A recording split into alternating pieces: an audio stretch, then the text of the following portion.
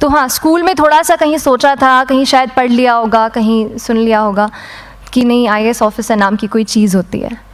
लेकिन तब ये भी नहीं पता था कि यार UPSC नाम की कोई एग्ज़ाम है, सिविल सर्विस एग्ज़ाम है, उससे और भी पोस्ट में आप सिलेक्ट हो सकते हैं, ऐसा कुछ नॉलेज नहीं था।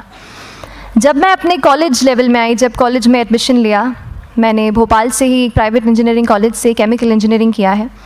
और उस दौरान मुझे जब मैंने सोचना शुरुआत की कि क्या बनना है, कंटेम्पलेट किया कि एग्जैक्टली क्या करियर चाहती हूँ, तो लगा कि यार कहीं जो पुरानी ड्रीम थी, एक जो सपना था, वो अभी उसको सामने लाना चाहिए।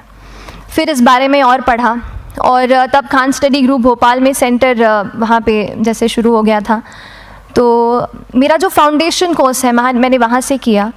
और इस एग्ज़ाम के बारे में जो चीज़ें मुझे 1-2 साल में समझ में आई हैं, वो कुछ चीज़ें मैं आपसे शेयर करना चाहती हूँ। सबसे पहली चीज़ कंसिस्टेंसी। आप अगर दिन में, कई बार हमसे सवाल पूछते हैं कि आप कितने घंटे पढ़ाई करते हैं, तो देखिए घंटे मैटर नहीं करते। कोई 17-18 घंटे हमें नहीं पढ़ना है, उतना हम पढ़ भी नहीं सकते। एक दिन पढ़ सकते हैं, दूसरे दिन नहीं पढ़ पाएंगे।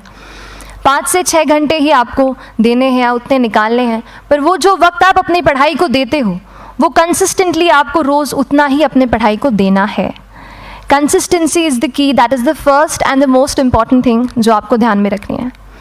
दूसरी चीज़ इस एग्ज़ाम में मुझे लगता है इक्वली इम्पॉर्टेंट है, क्योंकि ये जर्नी लंबी होती है। जैसे एग्ज़ाम ही 1 साल तक चलती है, आप प्रीलिम्स देते हैं, फिर आप मेंस देते हैं, आप इंटरव्यू में जाते हैं पर्सनालिटी टेस्ट के लिए, तो एग्ज़ाम 1 साल तक खुद चलती है। उसके पहले मान लीजिए आप 1-1.5-2 साल पहले से प्रिपेयर कर रहे हो, तो ये जर्नी काफ़ी लंबी रहती है। उस जर्नी में मेंटली अपने आप को मोटिवेट रखना, अपने आप को बूस्ट करते रहना, वो भी इक्वली इम्पॉर्टेंट है। और इसीलिए अपने आप पर भरोसा बेहद ज़रूरी है। You need to have a faith in yourself कि अगर आपने इसमें कदम रखा है, अगर आपने सोचा है कि आप सिविल सर्विस एग्ज़ाम देना चाहते हैं और देंगे, तो आपको ये ठान के उसमें जाना है कि हाँ, मैं ये कर सकता या कर सकती हूँ। ये एक अपना मोटिवेशन, अपने साथ एक फेथ, बिलीफ अपने ऊपर आपको हमेशा रखना है।